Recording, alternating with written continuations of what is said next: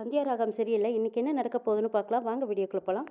மாயா ஜானகிக்கு ஆறுதல் சொல்லிட்டு இருக்காங்க. இங்க பாருங்க பெரியம்மா, காட்டிட்டு இருந்து என்னையும் தனாவையும் காப்பாத்திருக்கீங்க. விட்டுருந்தீங்கன்னா இன்னும் எத்தனையோ பொண்ணுங்களை ஏமாத்திட்டு இருந்திருப்பான். அவனை கொன்னதுல தப்பே இல்லை. எங்களை மாதிரி பொண்ணுங்களை நீங்க காப்பாத்திருக்கீங்க பெரியம்மா. இதுக்கு பேர் ஒன்றும் கொலை கிடையாது, வதம். மாயா, நம்ம என்னதான் நியாயப்படுத்திக்கிட்டாலும் அப்பவும் நான் செஞ்சதுக்கு பேரு பாவம் பாவம் தாங்கிறாங்க ஜானகி. பெரியம்மா, நீங்க தானே சொல்லுவீங்க நம்ம என்ன செயலை செஞ்சாலும் அது மேல இருக்கிறவன் பார்த்து முடிவு பண்ணணும்னு. இதுவும் அப்படித்தான் பெரியம்மா. அந்த சாமி எடுத்த முடிவு தான். நீங்க ரொம்ப யோசிக்காதீங்க. வாங்க முதல்ல போய் சாமியை கும்பிட்டு நம்ம வீட்டுக்கு கிளம்பலான்னு மாயா ஜானகியை கூட்டிட்டு போய் சாமி கும்பிட்றாங்க. ஜானகி சாமிக்கு முன்னாடி வேண்டிக்கிறாங்க, கடவுளை நான் செஞ்ச தப்பால என் பொண்ணுங்களோ இல்லை என் குடும்பமோ பாதிக்கப்படக்கூடாது. நான் செஞ்சது தப்புன்னா அதுக்கு என்ன தண்டனை வேணாலும் எனக்கு கொடுத்துடு. என்ன தண்டனையாக இருந்தாலும் நான் ஏற்றுக்கிறேன்னு ஜானகி வேண்டிக்கிறாங்க. இங்கே பசுபதி அங்கெல்லாம் கார்த்தியை தேடிக்கிட்டு வராங்க. அங்கே மகாலிங்கத்தை பார்க்குறாங்க. என்னது இந்த ஆள் எதுக்கு நம்மளை தேடி வரான்? ஏதாவது விவகாரம் தெரிஞ்சிருக்குமா அப்படின்னு நினைக்கிறாங்க. மகாலிங்கம், என்ன சார், என்ன இவ்வளோ அவசரமாக ஓடி வரீங்கன்னு கேட்குறாங்க. சார், என் பையனை எங்கேயாவது பார்த்தீங்களா? நான் அவனை எங்கெல்லாமா தேடி பார்த்துட்டேன். ஃபோன் பண்ணேன்னா சுவிட்ச் ஆஃப்னு வருது. அவனோட ஃப்ரெண்டு வீட்டுக்கெல்லாம் கூட கேட்டு பார்த்துட்டேன். எங்கேயுமே அவனை காணான்னு சொல்கிறாங்க. உங்களுக்கு தெரியுமா, எங்கேயாவது பார்த்தீங்களான்னு கேட்குறாங்க பசுபதி. நான் அவனை இப்போதைக்கு எங்கேயுமே பார்க்கலையே. அன்னைக்கு கடைசியாக உங்கள் வீட்டில் தான் பார்த்தேன். அதுக்கப்புறம் இன்னும் எங்கேயும் பார்க்கலையே அப்படின்னு யோசிச்சு பார்த்துட்டு, சரி அப்போ இவன் பையன் செத்ததே இவனுக்கு இன்னும் தெரியல போல இருக்கு, நம்ம தெரிவிச்சிருவோம் நினைக்கிறாங்க. சார், உங்கள் பையன் தான் அடிக்கடி தண்ணி ஓடுவான். ஒருவேளை உங்கள் ஃப்ரெண்டுகளோட சேர்ந்துக்கிட்டு எங்கேயாவது கெஸ்ட் ஹவுஸில் தங்கியிருப்பானோங்கிறாங்க. அப்படி எங்கேயுமே போகலையேங்கிறாங்க. இல்லைன்னா உங்கள் பண்ணை வீட்டில் அடிக்கடி தங்குவானே, அங்கே போய் பார்த்தீங்களான்னு கேட்குறாங்க. அங்கே இன்னும் பார்க்கவே இல்லை. சரி வாங்கலிங்க, நீங்களும் வாங்க போய் பார்த்துட்டு வரலான்னு பசுபதி கூப்பிடவும், இதுதான் நல்ல சான்ஸ், இருங்க ஐயா நானும் வரேன் அப்படின்னு மகாலிங்கமும் கிளம்பி போகிறாங்க. பையன் செத்து கிடக்கிறத பார்த்து கதற போகிறான். நாமளும் கூட அழுது வைப்போம் அப்படின்னு நினச்சிக்கிட்டு லிங்கமும் பசுபதி கூட போகிறாங்க. அங்கே வீடெல்லாம் பூரா பண்ண வீட்டை தேடி பார்த்துட்டு, இங்கே எங்கேயுமே காணுமையா அப்படிங்கிறாங்க. ஆமாம் எங்கேயுமே காணோம். ஆமாம் இங்கே ஒரு ரூம் இருக்கே, இதை பார்த்தீங்களா அப்படின்னு லிங்கம் சொல்ல, அட ஆமாம் வாங்க போய் பார்க்கலாங்கிறாங்க. போங்க போங்க போய் பாருங்க அப்படின்னு லிங்கம் அனுப்பி வைக்கிறாரு. ரூமை திறந்துக்கிட்டு பசுபதி போய் பார்க்குறாங்க. இங்கே வந்ததுக்கான அடையாளமே இல்லைன்னு சொல்லிடுறாங்க. ஐயோ இங்கே தானே கிடந்தான், எங்கே போயிருப்பான் அப்படிங்கிறாங்க. எது இங்கே கிடந்தானா அப்படின்னு கேட்கவும், இல்லைங்க இங்கே தானே இருக்கணும், இல்லை வேற எங்கே போயிருக்க முடியும் அப்படிங்கிற ஒரு சந்தேகத்தை தான் நான் சொன்னேன்னு லிங்கம் சமாளிக்கிறேன். வேறு பக்கம் தேடி பார்க்கலான்னு பசுபதி வெளியில் போயிடுறாங்க. இங்கே தானே நான் கொண்டு போட்டேன் அப்படின்னு கட்டில் கடியிலாம் அங்கங்கே தேடுறாரு லிங்கம். நம்ம தான் கொண்டு போட்டுட்டுமே, அதுக்கப்புறம் அவன் போயிருக்க வாய்ப்பே இல்லையே, எங்கே போயிருப்பான் அப்படின்னு லிங்கத்துக்கு ஒரே சந்தேகம். பசுபதி கூடவே போகிறாங்க. வீட்டுக்கு போனதும் புவனேஸ்வரி கிட்ட போய் சொல்கிறாங்க, காட்டியை எங்கேயுமே காணாங்கிறாங்க. எங்கள் அதிர் வந்து உங்ககிட்ட கடைசியாக சண்டை போட்டானே, கொன்னுடுவேன்னு கூட சொல்லி மிரட்டினானே, அப்போ அவனை போய் விசாரிச்சா என்ன அப்படின்னு கேட்குறாங்க லிங்கம். ஆமாம் அவன் தான் கடைசியாக கொன்னுடுவேன்னு எல்லாம் சொன்னான், அவனை போய் விசாரிச்சா என்னன்னு தெரிஞ்சுக்கலாம். புவனேஸ்வரி சொல்கிறாங்க, அண்ணே இந்த கார்த்தி தனாவை தன்னோட வழிக்கு கொண்டு வரேன்னு சொல்லிட்டு இருந்தான். ஒருவேளை அந்த வீட்டுக்கே போய் அங்கே ஏதாவது நடந்திருக்குமாண்ணா அப்படின்னு புவனேஸ்வரி கேட்க, ஆமாம் தங்கச்சி இப்போவே போய் அவன் கையை காலை உடச்சி என்ன ஏதுன்னு நான் விசாரிச்சுட்டு வரேங்கிறாங்க. அண்ணே அதெல்லாம் வேண்டாம், பெரிய பிரச்சனை ஆகிடும், நம்ம போலீஸில் புகார் கொடுத்துக்கலாங்கிறாங்க புவனேஸ்வரி. எங்க போலீஸில் இருக்குங்க, அந்த ரகுராம் வீட்டில் போய் கேள்வி கேட்டால் பதில் சொல்லித்தாங்க ஆகணுங்கிறாங்க லிங்கம். இல்லை அவங்க எந்த பதிலும் சொல்ல மாட்டாங்க. போலீஸ் போய் விசாரிச்சாங்கன்னா அவங்க கிட்ட கண்டிப்பாக பதில் சொல்லித்தானே ஆகணும்.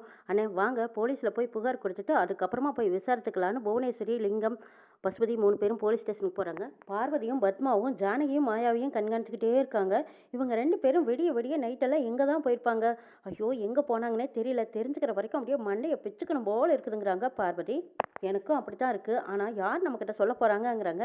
அண்ணி கேட்டால் கண்டிப்பாக சொல்ல மாட்டாங்க, மாயாவை கேட்டால் அறவா சொல்ல மாட்டாங்கிறாங்க. ஏன்னி மாயா உங்கள் மருமக தானே, நீங்கள் கேள்வி கேட்டிங்கன்னா அவள் கண்டிப்பாக பதில் சொல்லித்தண்ணி ஆகணும் அப்படின்னு பார்வதி கேட்குறாங்க. அப்படியெல்லாம் சொல்ல மாட்டா, அவள் சரியான திமிர் பிடிச்சவன். அதுவும் தவிர அவளை நான் இன்னும் என் மருமகளாவே என் மனசார நான் ஏற்றுக்கவே இல்லை பார்வதி. என்ன இருந்தாலும் நீங்கள் அவளுக்கு மாமியார் தானுங்கிறாங்க. இங்கே பார்வதி திரும்ப திரும்ப அவளுக்கு நான் மாமியார்னு என்னை சொல்லி காட்டிக்கிட்டே இருக்காதுங்கிறாங்க. அண்ணி இப்போ நீங்கள் மாமியார் மாதிரி மாமியார் உரிமையை நீங்கள் கையில் எடுத்துக்கணும். மாமியாருங்கிற தோரணையை கையில் எடுத்துக்கிட்டு நீங்கள் போய் அவளை மிரட்டி கேட்டிங்கன்னா கண்டிப்பாக அவன் உண்மையாக பதில் சொல்லி தண்ணி ஆகணும், போய் கேட்டு பாருங்கங்கிறாங்க. பார்வதி அப்படியா சொல்கிற, நான் கேட்டால் சொல்லுவாளா? சரி இரு நான் போய் கேட்டே வந்துடுறேன்னு பத்மா வேகமாக மாயா ரூமுக்கு வராங்க. மாயா நீ பண்ணுறதெல்லாம் எனக்கு எதுவும் தெரியாதுன்னு நினச்சிட்டு இருக்கிறியா?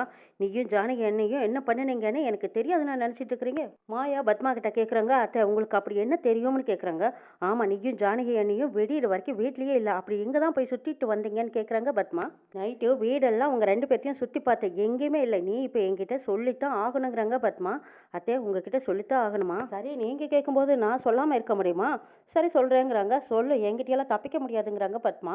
ஆமாம் நான் சீனுவை பார்க்க போனேன். எது சீனுவை பார்க்க போனியா? சீனுவெல்லாம் இங்கே இல்லை, அவன் மரம் வாங்குற விஷயமா வெளியில் போயிருக்காங்கிறாங்க.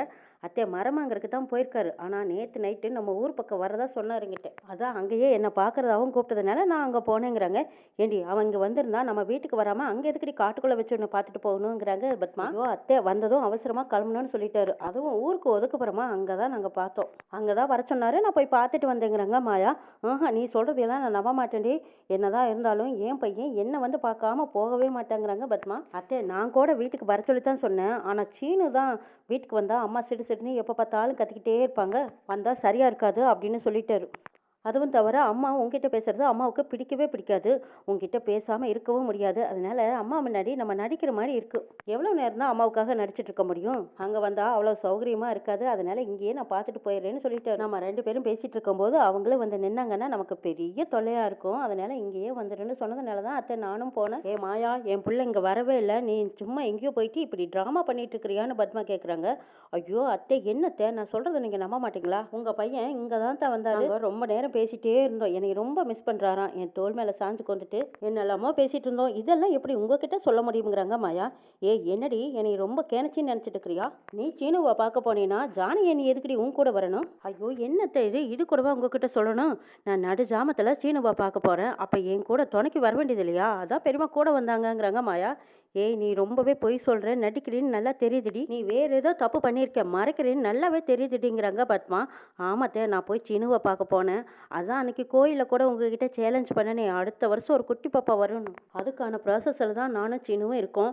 சீனு வந்ததுமே நாங்கள் ஹனுமன் போகலான்னு இருக்கோம் அத்தைங்கிறாங்க மாயா. இதை கேட்டதும் பத்மாவுக்கு அப்படியே தூக்கி வாரி போடுது. இது ஹனுமன் போகிறீங்களா அப்படின்னு கேட்கவும் ஆமாத்த அதுவும் காஷ்மீருக்கு போகிறோங்கிறாங்க. என்னடி கிண்டல் பண்ணுறியா? நீ சொல்கிறதையெல்லாம் நான் நம்பருக்கு நான் ஒன்றும் முட்டாள் கிடையாது. என் பிள்ளைய பற்றி எனக்கு தெரியும். நீ ஏதோ தப்பு பண்ணுறது மட்டும் எனக்கு நல்லா தெரியுது அப்படின்னு சொல்லிட்டு போகிறாங்க பத்மா. போனதுக்கு அப்புறமா அப்பாடா இவங்க கிட்ட இருந்து எப்படியோ தப்பிச்சாச்சு. இனிமே ரொம்ப எச்சரிக்கையாக இருக்கணும்னு நினைக்கிறாங்க மாயா. பார்வதி பத்மாவை எதிர்பார்த்துட்டு இருக்காங்க. அண்ணே போய் மாயா கிட்ட கேட்டிங்களா என்ன சொன்னா அப்படின்னு கேட்குறாங்க. நீ சும்மா இருடி. அவ எனக்கு ரொம்பவே வெறுப்பேத்துறா. நீங்கள் தான் மாமியாராச்சே நீங்கள் போய் கேட்டிங்கன்னா அவள் சொல்லித்தானே ஆகணும்னு நீ சொல்லி அனுப்புனேன். நானும் போய் கேட்டதுக்கு அவள் என்கிட்ட திமிரா பேசிட்டு இருக்கா. ஏன்டா போய் கேட்டோன்னு ஆயிப்போச்சு தெரியுமா? என்கிட்டயே என் பையனை பற்றி சொல்கிறா. நெருக்கமாக இருந்தோம் அப்படி இப்படின்னு சொல்லி என்னை வெறுப்பேற்றி விட்டுட்டா தெரியுமா? இது ஏன் தான் போய் கேட்டோன்னு எனக்கு ஒரு மாதிரி ஆகிப்போச்சுங்கிறாங்க. அப்படின்னா நைட் அவங்க 2 பேரும் எங்கே தான் அன்னைக்கு போயிருப்பாங்கங்கிறாங்க. அதாண்டி தெரியல. போய் கேட்டோம் நம்மளை தான் அசிங்கப்படுத்துறா அப்படின்னுங்கிறாங்க பத்மா. பசுபதியும் புவனேஸ்வரியும் போலீஸ் ஸ்டேஷனுக்கு போயிருக்காங்க. லிங்கம் உள்ள வரமாட்டேன்னு நிற்கிறாங்க. லிங்கம் எங்கேயே நின்றுட்டீங்கன்னு கேட்குறாங்க. இல்லை எனக்கு ஒரு முக்கியமான ஃபோன் கால் வரும். உள்ளே வந்தால் பேச முடியாது. அதான் நான் வெளியிலேயே நின்று பேசுகிறேங்கிறாங்க. அப்படியா அதுக்கு எதுக்கு நீங்கள் இவ்வளோ தூரம் எங்களோட வந்தீங்க அப்படின்னு பசுபதி கேட்கவும் இல்லைங்க நீங்கள் போய் என்னென்னு விசாரிச்சுட்டு வாங்கங்கிறாங்க. பசுபதியும் புவனேஸ்வரியும் போலீஸ் ஸ்டேஷனுக்குள்ளே போயிட்டாங்க. லிங்கம் மனசுக்குள்ளே நினைக்கிறாங்க போலீஸ் போய் கதிரை விசாரிச்சா கண்டிப்பாக மாயாவும் ஜானகியும் மாட்டுவாங்க. அந்த குடும்பம் செதஞ்சு நாசமாக போகிறத நம்மளும் கண்ணால் பார்க்கலாம் அப்படின்னு மகாலிங்கம் நினச்சிட்டே இருக்காங்க. நம்ம உள்ளே போனால் நம்ம பயமே நம்மளை காட்டி கொடுக்கும் போல இருக்கு. நம்ம எச்சரிக்கையை இங்கேயே நின்றுக்கிறதே நல்லதுன்னு நினச்சிட்டு வெளியிலேயே நிற்கிறாங்க. லிங்கம் பசுபதி போலீஸ்கிட்ட போய் புகார் கொடுக்குறாங்க. பக்கத்து காலேஜில் தான் கோச்சாக இருக்கான். நேற்று நைட்லேருந்தே அந்த பையனை காணாங்கிறாங்க. தெரிஞ்சவங்க கிட்டேயும் தெரிஞ்ச இடத்துலையும் தேடி பார்த்துட்டோம் சார் எங்கேயுமே இல்லைங்கிறாங்க. ஆக்சிடென்ட் கேஸும் ஃபைலில் இல்லை. ஆமாம் யாராச்சும் ஏதாச்சும் பண்ணியிருப்பாங்கன்னு உங்களுக்கு சந்தேகமாக இருக்குதான்னு போலீஸ் கேட்குறாங்க. கதிரவன்கிற பேரில் எங்களுக்கு சந்தேகமாக இருக்குதுன்னு புவனேஸ்வரி சொல்கிறாங்க. யார் அந்த பையன் அப்படின்னு போலீஸ் கேட்குறாங்க. அதான் சார் ரகுராமோட மருமகங்கிறாங்க. அவரோட மருமகனா? ஆமாம் சார் அவர் பொண்ணுக்கு தான் எங்கள் பையனுக்கு நிச்சயம் பண்ணியிருந்தோம். ஆனால் கல்யாண மேடையில் திருட்டுத்தனமாக அந்த கதிரவன் தான் அந்த பொண்ணு கழுத்தில் தாலியை கட்டிட்டான். அதை வச்சுக்கிட்டே அடிக்கடி என் பையன்கிட்ட அவன் பிரச்சனை பண்ணிக்கிட்டே தான் சார் இருந்தாருன்னு சொல்கிறாங்க பசுபதி.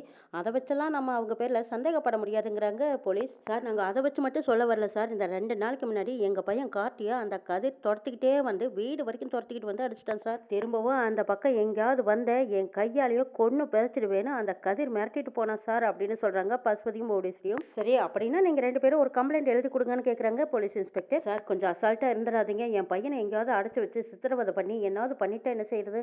நீங்கள் கூடி சீக்கிரமாக என் பையனை கண்டுபிடிச்சு கொடுங்கன்னு கேட்குறாங்க பசுபதி. நாங்கள் பார்த்துக்குறோம் நீங்கள் எழுதி கொடுங்கன்னு கேட்குறாங்க இன்ஸ்பெக்டர். ஜானகி கார்த்தி வீட்டில் நடந்ததையே நினச்சிக்கிட்டு இன்னும் அதுலேருந்து மீண்டு வராமல் அப்படி உட்காந்துருக்காங்க. அப்போ பார்வதி இந்த காய் இப்படி நறுக்குனா போதுமா அப்படி நறுக்குனா போதுமான்னு கேட்டுட்டு இருக்காங்க. ஜானகி ஏதோ ஒரு குழப்பத்தில் பார்வதி ஏதோ கேட்க ஜானகி ஒரு பதில் சொல்கிறாங்க. அக்கா என்னக்கா நான் என்ன கேட்குறேன் நீங்கள் என்ன பதில் சொல்கிறீங்கிறாங்க. இல்லை பார்வதி எல்லாம் சரியாக செஞ்சிடலாம் ஒன்றும் பிரச்சனை இல்லை அதே மாதிரி செஞ்சிரு அப்படின்னு மறுபடியும் ஜானகி சுதாரிச்சு பேசுகிறாங்க. பத்மா வரும்போது ஒரு பாத்திரத்தை கீழே போட்டுறாங்க. ஜானகி பயந்து போய் ஐயோ என்னாச்சு அப்படின்னு எழுந்திருக்கிறாங்க. எல்லாரும் பதறி போயிடுறாங்க. நீ ஏன் இப்படி பயப்படுறீங்க என்னாச்சு உங்களுக்குன்னு சிவராமன் ஓடி வராரு. பார்வதி என்னாச்சு உனக்கு காலையிலேருந்தே உன் முகமே சரியில்லை என்னாச்சுன்னு சொல்லு அப்படின்னு பாட்டி ஓடி வந்து கேட்குறாங்க. இல்லை பாட்டி அவங்க விடியற் வரைக்கும் தூங்கவே இல்லையா. பெரியப்பா வேற மயான எல்லைக்கு போயிட்டு வந்தாங்க. அவங்க எல்லாரும் பத்திரமா வரணும்னு பெரியம்மா தூங்கவே இல்லை. பதட்டத்தோடவே இருந்தாங்க. பெரியம்மா ரெஸ்ட் எடுத்தாங்கன்னா எல்லாம் சரியா போயிடும். பெரியம்மா வாங்க போய் ரெஸ்ட் எடுங்க அப்படின்னு சொல்லி மாயா கூப்பிடுறாங்க. ஆமா ஜானகி நீ ரெஸ்ட் எடு எல்லாம் சரியா போயிடும் அப்படின்னு பாட்டி அனுப்பி வைக்கிறாங்க. ஜானகியும் சரின்ட்டு மாயா பின்னாடி போறாங்க. மாயா ஜானகியை தனியா கூட்டிட்டு வந்து என்ன பெரியம்மா ஏன் இப்படி பயப்படுறீங்க? பயப்பட்டே நீங்க காட்டி கொடுத்துருவீங்க போல இருக்குங்கிறாங்க. நீங்க போய் ரெஸ்ட் எடுங்க நல்லா தூங்கி எந்திரிங்க எல்லாம் சரியா போயிடுங்கிறாங்க மாயா. இல்ல மாயா கண்ணை மூடுனா எனக்கு இன்னும் அந்த ஞாபகமே தான் வருது. என்னால இதுல இருந்து மீண்டு வரவே முடியல. பெரியம்மா நீங்க அதை பத்தியெல்லாம் யோசிக்காதீங்க. தூங்குனீங்கன்னா எல்லாம் சரியா போயிடும் வாங்க அப்படின்னு மாயா கூப்பிடுவோம். அந்த பக்கமா யாரோ சார்னு கூப்பிடுறாங்க. யாருன்னு திரும்பி பார்த்தா அங்க போலீஸ் வந்திருக்காங்க. என்ன ரகு போலீஸ் எல்லாம் வீட்டுக்கு வந்திருக்காங்க அப்படின்னு பாட்டி ஓடி போய் ரகுராம் கூப்பிடுறாங்க. என்ன சார் என்ன விஷயமா வந்திருக்கீங்கன்னு ரகுராம் கேக்குறாங்க. ஒரு கேஸ் விஷயமா உங்க வீட்டுல ஒருத்தர் விசாரிக்கணுங்கிறாங்க இன்ஸ்பெக்டர்.